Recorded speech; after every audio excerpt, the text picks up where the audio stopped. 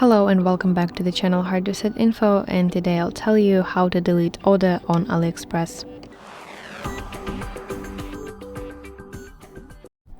Open AliExpress application on your device, then go to your account at the bottom side of the screen, and then enter My Orders section and find a specific order that you want to cancel, and then tap on it to open its details.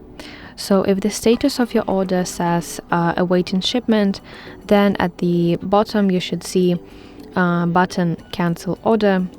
Tap on it, select the reason for cancellation, and finally submit your request.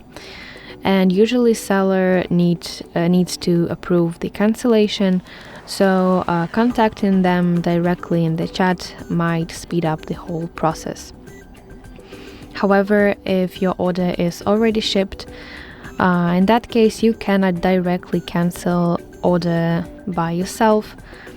Instead, you need to contact the seller to discuss cancellation and potential return options. So that's it. Thank you for watching. If you found this video useful, please like it and subscribe to our channel for more content like this.